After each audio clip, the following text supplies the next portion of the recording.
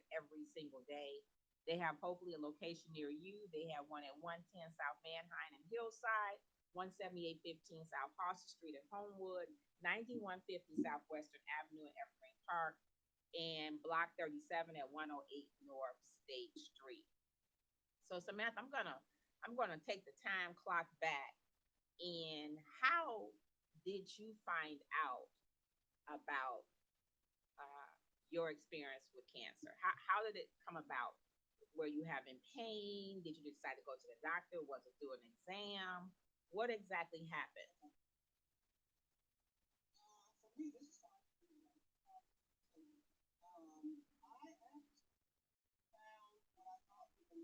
Okay.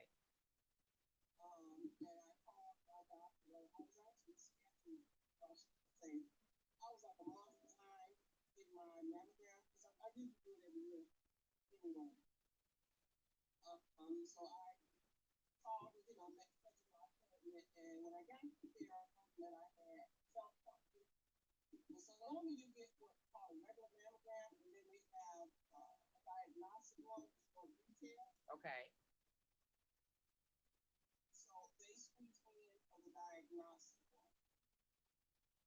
And so when you were able to detect something was wrong when you did your self exam. So that's just letting men and women know right now. Go ahead. Was it doing the self exam that you felt the law? That's okay. So was it during the exam? Oh, you were in the shower. Okay. Okay. And then so you normally do the exam. How often do you normally do the breast exam? How often do you normally do it?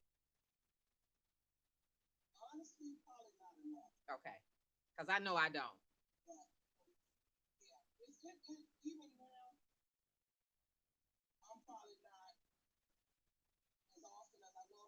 Mhm.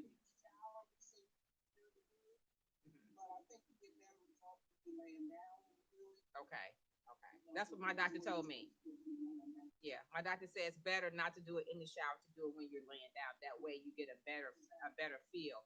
So when you felt the lump during the exam, were you in pain? Did you feel any discomfort?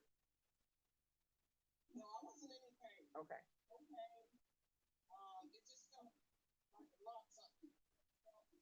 Okay. And so what was going through your mind when you scheduled the appointment to have the test? Okay. Okay. Okay.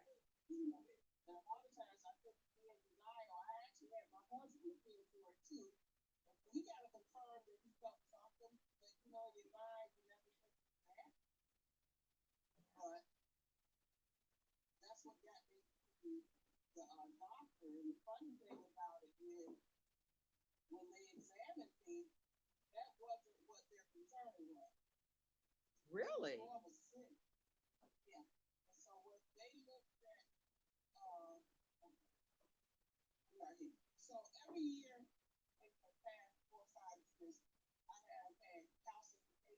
Okay.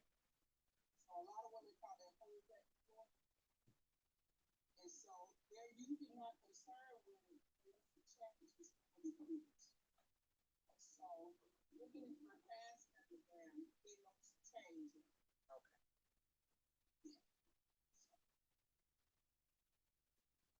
So when you had the test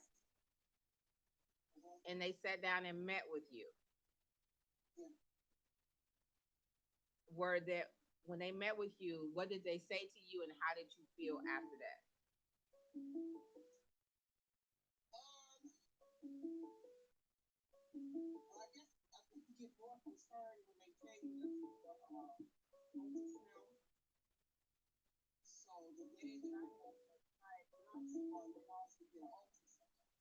Okay.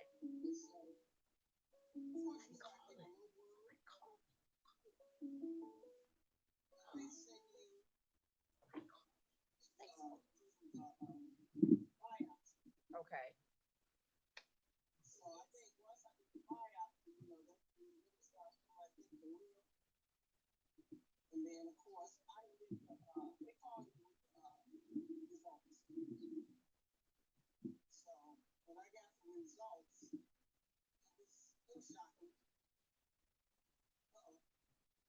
don't know what happened. I went out, you went out, then we both came back at the same time.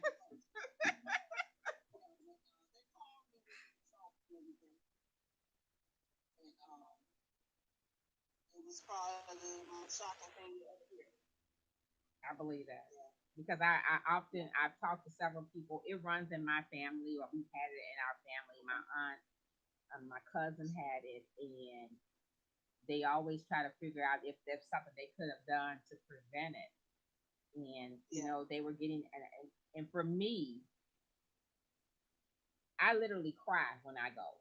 I don't like to go, and I know that I have to go, and I don't like to go.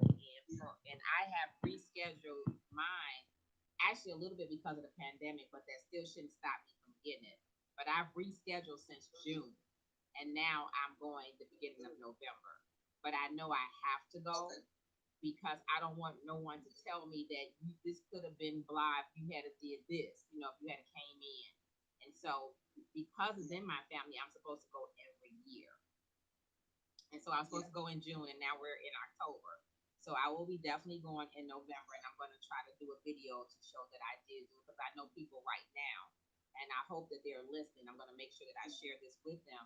They won't go, and they are family members. They're in my family, and they won't go. And I'm saying you still need to go.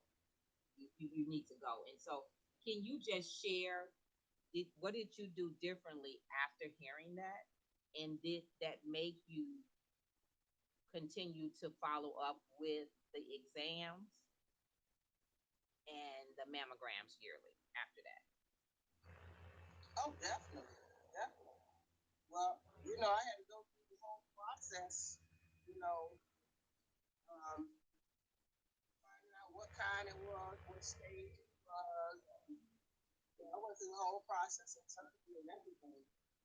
But for me, so the type of cancer was called ductal carcinoma in situ.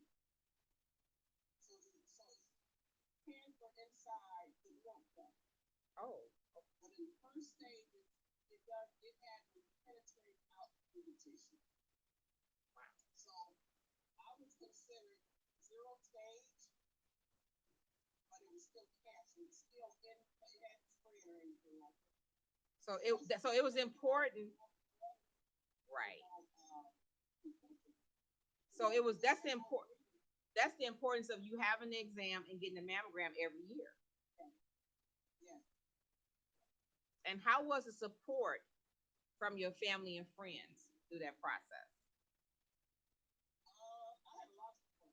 I think that to me, that makes a difference. I personally feel like when you stop secretly in, I think this works on your health. Let's just think. For me, my husband was a big support, my kids, my parents, my friends, church family members, uh, a big support. And I probably wouldn't have got it if I hadn't shared it and told people. And Now, how do you think that would have made you feel had you kept it inside and not shared it with anybody outside your household? you said what now? How do you think that would have made you feel as far as your healing process had you not shared it with anyone outside of your household? I think it would slow me down. I think I would have struggled. Uh, I'm one of those people. I can only carry it for so long. I think most people, I do. I think your mental health plays a part in it also. And so individuals that are watching right now, Samantha, you are a mother, you're a hairstylist, you're the owner and creator of Samantha Treats. How did that impact you hearing that information 5 years ago? Did you do anything differently with your entrepreneur journey?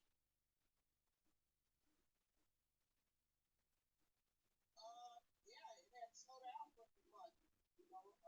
Being a licensed hairstylist, I had to take off a month. So thank God he sustained us. But I needed that time off to take care of the business the way I probably could have done that and surgery and all that before that. But I know some people have that helps you be able to, you don't have to worry about stuff like that. I guess it helps you feel the process. That is So, amazing. but I every can time I just have to go home for a while, I have to take care of myself. right. And now it's and so during that process, walk us through mentally and emotionally how you were able to stay encouraged, stay uplifted during the healing process so that you could go back to life similar to where you were.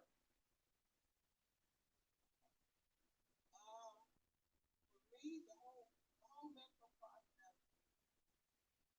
it took me a minute, to process it all. And I think once I decided I was going to do what I got to do, I was done crying. I cried for a while, a couple days, and that was it. It was like, it was full of the head. And honestly, once I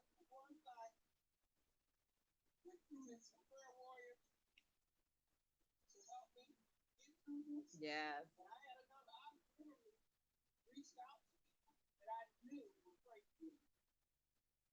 And I think that's what you need. The Bible tells us to get help in the church. And that's what I did.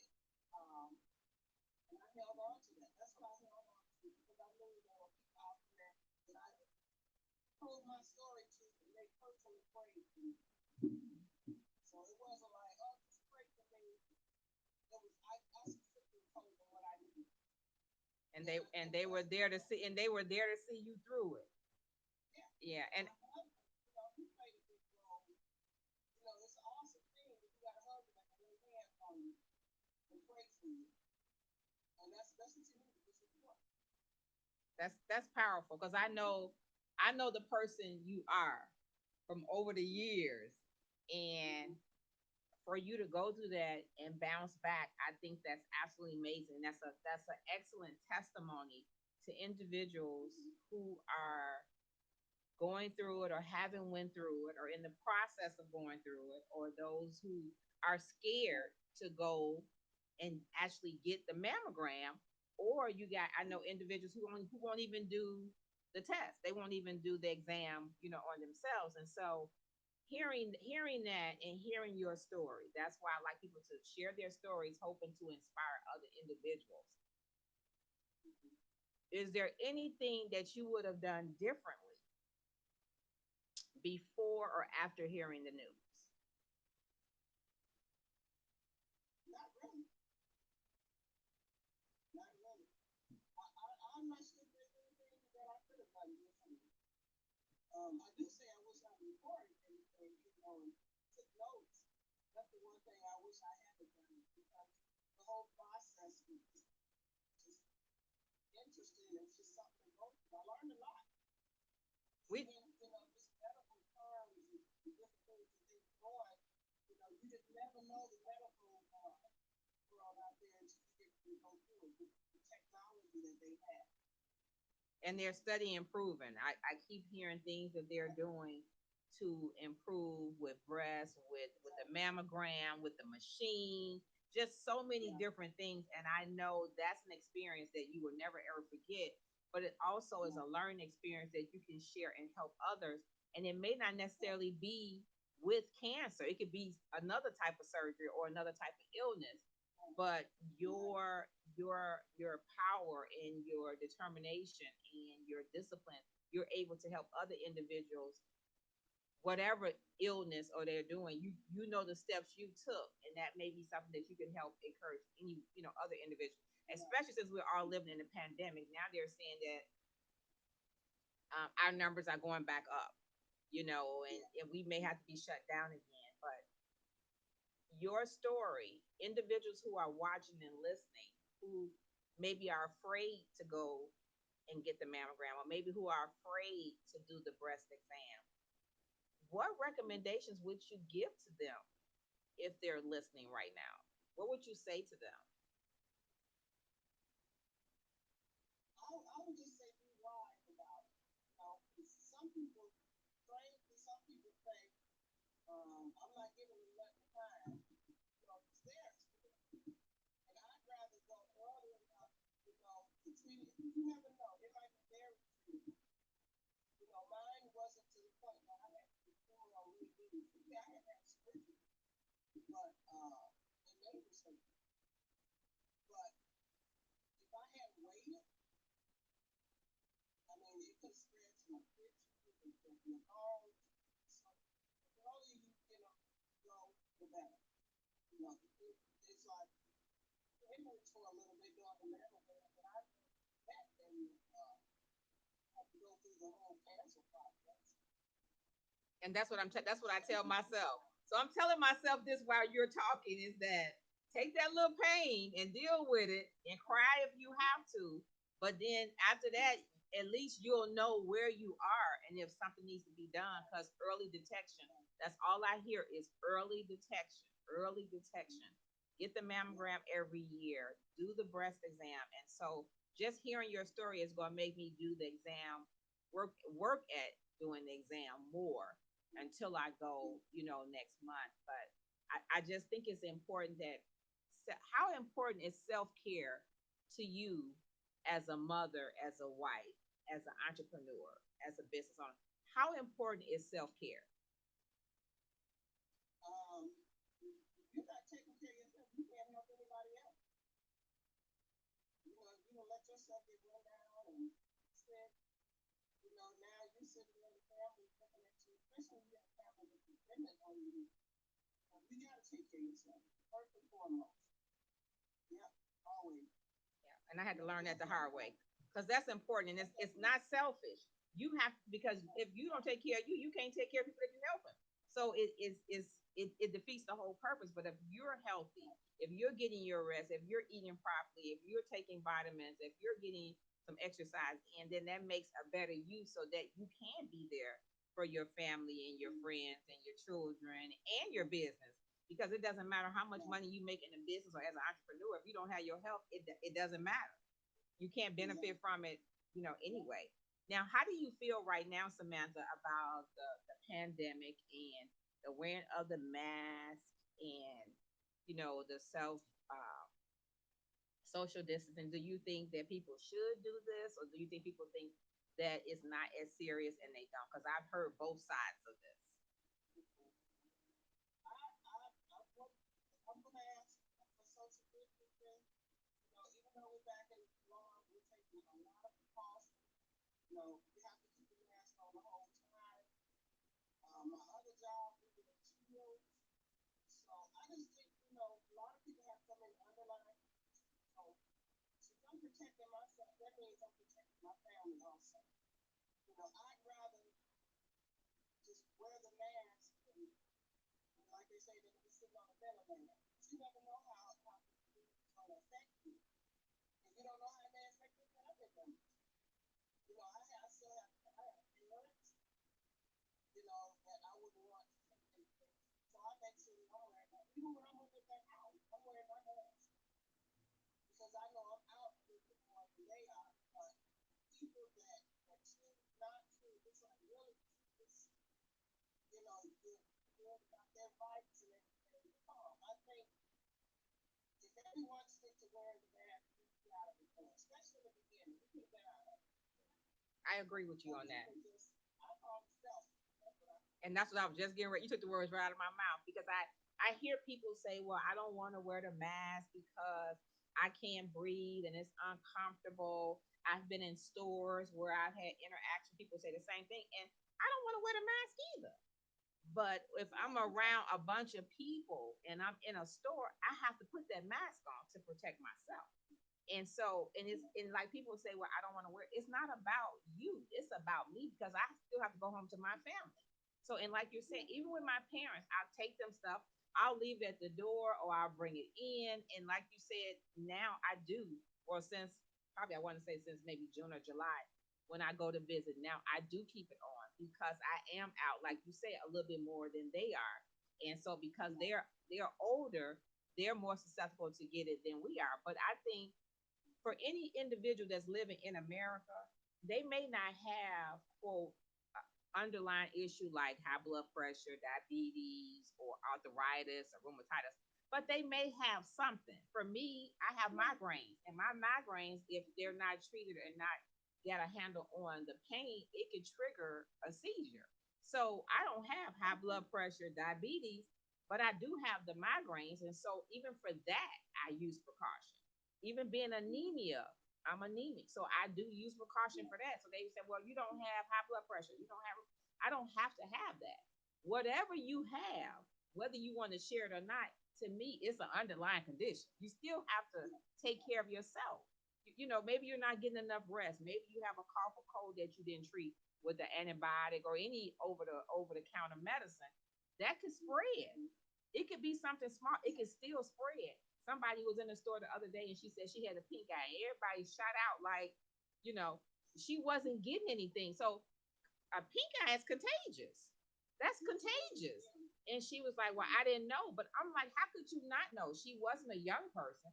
But I'm just saying, so when we know better, we have to do better. I'm like, you in a store and you got the pink eye? Like, really?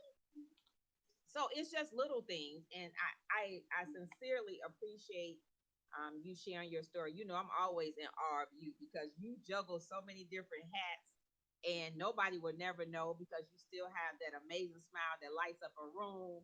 You're always there to uplift and encourage. You're there to support businesses and individuals, and you're not one of them to just harp because this happened to me and just be mean and angry and upset.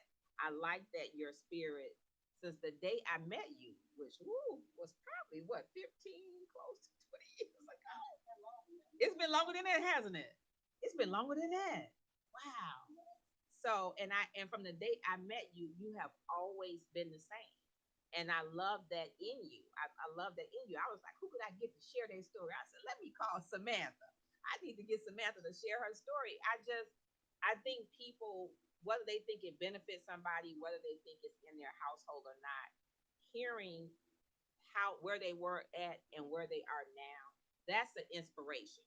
Whether that person deals with breast cancer in their family or any type of cancer, just the fact that we're living and we're going through all of this, none of us have lived where we had to shut everything down. Even my parents said they've never lived where they shut everything down. They remember the flu, the influenza, but to shut everything down, we're living in a time where it's like we don't believe it. And I just hope and pray that it gets better, which I believe it will, but I don't think we will go back to the norm again. Do you? I don't see us going. I see us maybe eventually not wearing the mask, but I don't see us going back to the way we were because it's just so many unknowns. Yeah, so many unknowns, and even if they have a vaccine, they still got to see if it works. It still got to be tested, to weigh out the pros and cons and the unknowns before it can get where it's at 75 or 80% or even 100. That takes time. That's not going to happen, overnight. But I thank you so much for taking time out of your schedule to join us and to share your story. If anybody that's watching, please share the broadcast. Thank you so much, Samantha. And I do apologize for my webcam. Things happen beyond our control. But I thank you so much. Say hello to everybody. Say hello to your mom and your sisters and for me too. All right. Take care. Thank you. Bye bye.